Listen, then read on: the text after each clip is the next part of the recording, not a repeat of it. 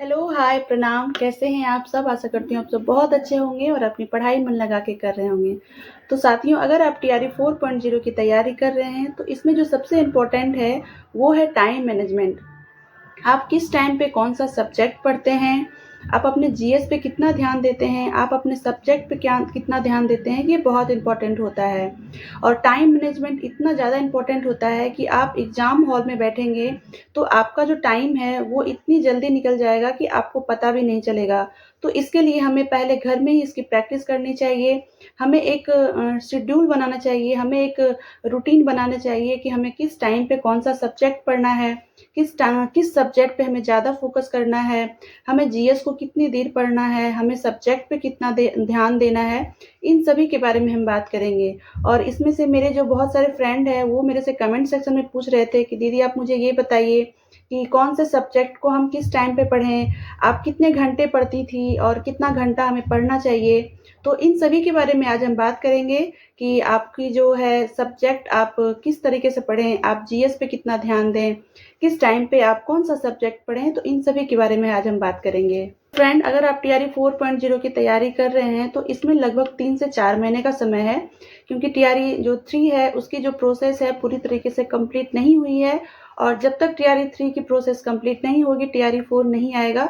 लेकिन हाँ, ये जरूर है कि टीआरई 4 आएगा जरूर फ्रेंड, थोड़ा सा डिले हो सकता है लेकिन आएगा जरूर। तो इसके लिए आपको पढ़ाई नहीं छोड़नी है, आप अपनी पढ़ाई में लगे रहिए।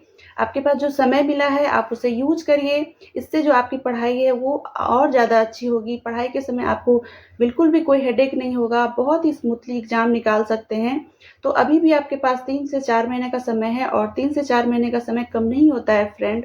तो पहले तो हमें हमारा सिलेबस भी पता नहीं था कि टीआरई में कौन सा सिलेबस है।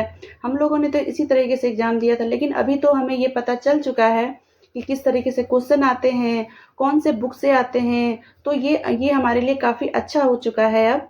तो सबसे पहले जो आपको करना है कि अगर आपको टाइम मैनेजमेंट करनी है तो सबसे पहले सुबह की जो आपकी शुरुआत होनी चाहिए वो करंट अफेयर से होनी चाहिए।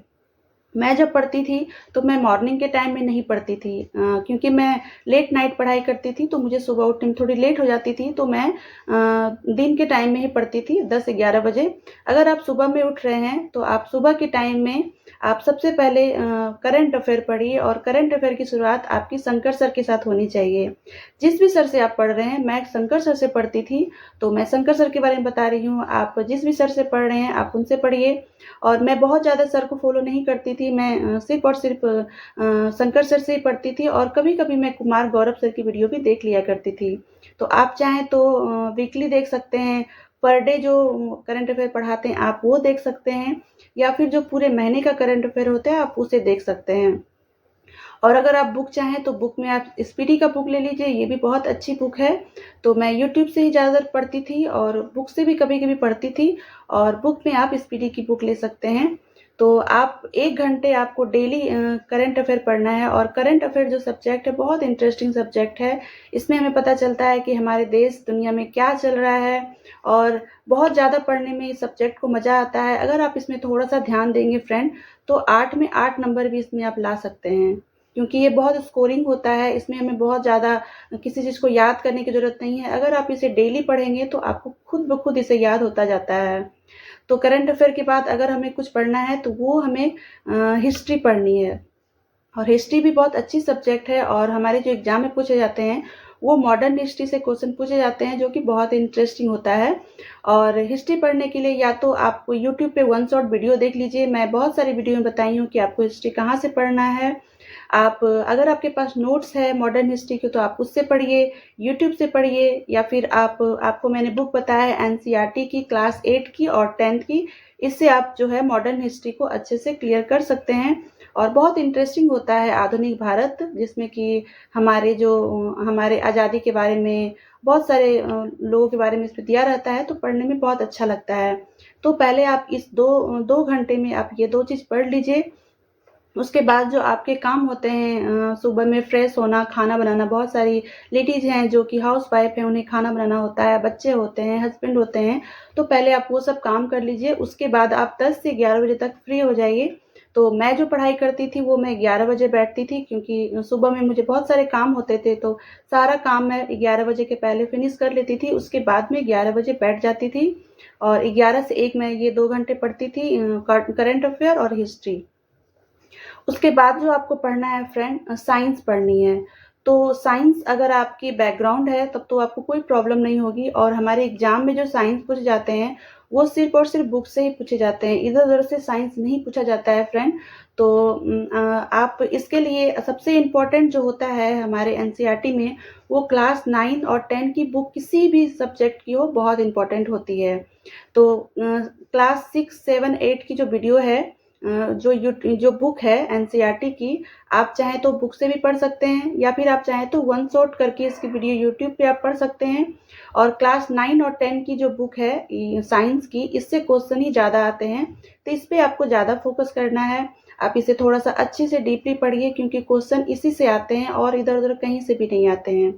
तो मैं 9 और 10 की जो साइंस की बुक है मैं वहीं से पढ़ी थी, और यूट्यूब से मैंने एमसीक्यू लगाया था। साइंस मैंने इसी तरीके से तैयार किया था।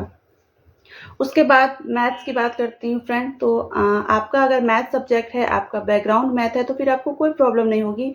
लेकिन मुझे मैथ पढ़ने में बिल्कुल भी मज़ा नहीं आता था, लेकिन एग्ज़ाम में मैथ से क्वेश्चन आते हैं तो मैं प्रैक्टिस करती थी। 1 घंटे में किसी भी टाइम मैथ बना लेती थी। इसकी मेरी कोई टाइम नहीं थी, जब या तो मैं शाम में बना लेती थी या फिर मैं मॉर्निंग में बना लेती थी या दिन में बना लेती थी। किसी भी टाइम में 1 घंटे मैथ ज़रूर बनाती थी। वो भी मैं प्रीवियस ईयर के ही सिर्फ़ मैथ बनाती थी। तो अगर आपके मैथ्स अच्छे हैं तो फिर आप मैथ तो फिर आपको कोई प्रॉब्लम नहीं होगी। और फिर अगर आपकी मेरी तरह आपके मैथ्स अच्छे नहीं हैं, तो आप जितने हो सके प्रीवियस ईयर के क्वेश्चन करिए। इससे भी मैथ के आपके जो हैं वो अच्छे नंबर इसमें आ जाएँगे। उसके बाद मैं 2 बजे से बैठ जाती थी अपने सब्जेक्ट को लेके, क्योंकि मुझे सब्जेक्ट पे ज़्यादा ध्यान देना होता था, क्योंकि जो मेरा सब्जेक्ट था वो ज्योग्राफ़ी और पॉलिटी थी। और अगर आपकी भी इस तरीके से सब्जेक्ट है, तो आप जीएस से ज़्यादा आप सब्जेक्ट पे ध्यान दीजिए, क्योंकि ये 80 नंबर का होता है। जीएस में अगर आप 3 से 4 घंटे भी पर डे पढ़ेंगे तब भी आपका जीएस का जो सेक्शन है वो निकल जाएगा। 20 से 25 नंबर आपके जीएस में आराम से आ जाएँगे। लेकिन आप सब्जेक्ट पे अपने ज़्यादा ध्यान दीजिए, 3 घंटे 4 घंटे, लेकिन आपको जो सब्जेक्ट है उसे अच्छे से पढ़ना है। तो मैं पर डे 4 घंटे अपने सब्जेक्ट पे ध्यान देती थी। बुक में पढ़ती थी, ज़्यादा से ज़्यादा मैं एनसीईआरटी की ही बुक पढ़ती थी, चाहे वो पॉलिटी हो, चाहे वो फिर मेरा ज्योग्राफ़ी हो। तो मैं 2 से लेके 5 बजे तक मैं अपने सब्जेक्ट को पढ़ती थी, या तो मैं उसमें प्रैक्टिस सेट कर लगा लेती थी, या मैं बुक पढ़ लेती थी, या फिर मैं यूट्यूब से देख लेती थी। लेकिन मैं ये जो है 2 से 5 का जो टाइम था मेरा, उसमें मैं सब्जेक्ट की ही सिर्फ़ तैयारी करती थी। उसके बाद आपको ज्योग्राफ़ी की जो तैयारी करनी है, वो सिर्फ़ और सिर्फ़ जो सबसे इम्पोर्टेंट है फ्रेंड, वो एनसीईआरटी की क्लास 9 और 10 की है। बस इससे ज़्यादा जो है आपके जीएस सेक्शन में ज्योग्राफ़ी बिल्कुल भी नहीं पूछे जाएँगे। आपको कहीं से भी पढ़ने की ज़रूरत नहीं है फ्रेंड। अगर आप ज्योग्राफ़ी की 9 और 10 की बुक पढ़ लेते हैं ना, तो आपको फिर और कहीं भटकने की ज़रूरत नहीं है। आपका इससे ज्योग्राफ़ी का जो क्वेश्चन है वो आराम से सॉल्व हो जाएँगे। तो शाम के टाइम में आप ज्योग्राफ़ी पढ़ लीजिए, उसके बाद जो घर के काम होते हैं वो कर लीजिए। आप खाना-पीना जो भी आपको बनाना है वो बना लीजिए। कहीं जाना है, घूमना है, फिरना है, घूमना-फिरना भी बहुत ज़रूरी है फ्रेंड। ऐसा नहीं है कि पूरा टाइम आपको बुक लेके ही बैठे रहना है। थोड़ा बहुत बाहर भी जाइए, घूमिए-फिरिए, थोड़ा-सा आप मूवी देख लीजिए, लेकिन पढ़िए आप कम से कम पर डे 6 से 7 घंटे आप ज़रूर पढ़िए फ्रेंड, अगर आप स्टार्टिंग में पढ़ रहे हैं तो। जब मैं स्टार्टिंग में पढ़ाई करती थी तो मैं 6 घंटे पर डे पढ़ती थी, और जब मेरा एग्ज़ाम नज़दीक आ गया था, लगभग 1 महीने का समय था, तो मैं 10 से 11 घंटे भी डेली पढ़ लिया करती थी। तो इस तरीके से आप उसके बाद जो रात का समय होता है, आप पूरे दिन आपने जो भी पढ़ाई की है, उसकी रिवीजन करिए आप। आप ये देखिए कि आपने क्या पढ़ा है, क्या आपकी कमी रह गई है, कौन से सब्जेक्ट में आपको प्रॉब्लम हो रही थी, जो आगे जाके आप नेक्स्ट डे में उसकी पढ़ाई करिए। तो मैं रात के टाइम में पढ़ती थी, लगभग 1 बजे तक मैं रात को पढ़ती थी, और ज़्यादातर जो मैं मेरे जितने भी दिन में मैंने जो भी क्वेश्चन बनाए हैं, जो भी बुक पढ़ा है, उसका जो मैं रिवीजन रात को ही किया करती थी।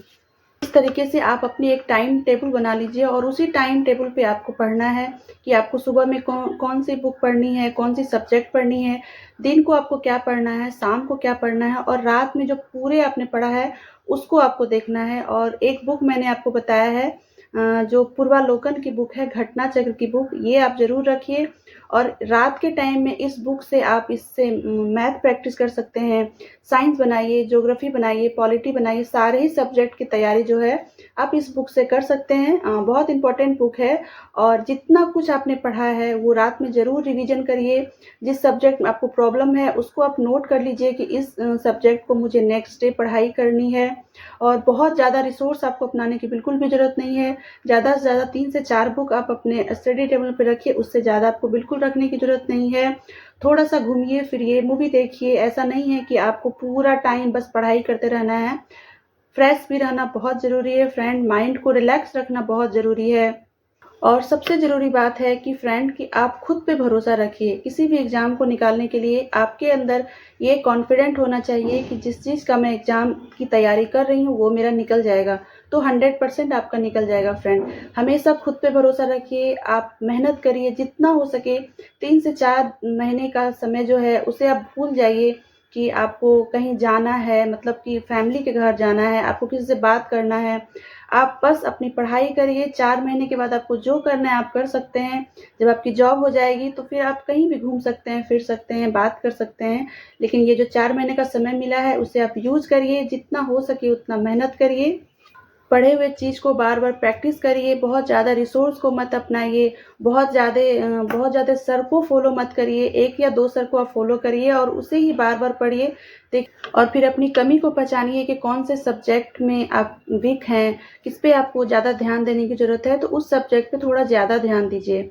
और अब सब्जेक्ट पे आपको ज़्यादा से ज़्यादा ध्यान देना है क्योंकि बहुत ही स्कोरिंग होता है, 80 मार्क्स का होता है। जीएस पे भी आपको ध्यान देना है बट आप 3 से 4 घंटे भी जीएस अगर आप डेली पढ़ेंगे तब भी आपका सिलेक्शन हो जाएगा। तो आई होप आज की ये वीडियो आपको बहुत पसंद आएगी, आपको काफ़ी फ़ायदा होगा। तो चलिए फिर मिलती हूँ मैं आपसे नेक्स्ट वीडियो में, तब तक के लिए थैंक यू।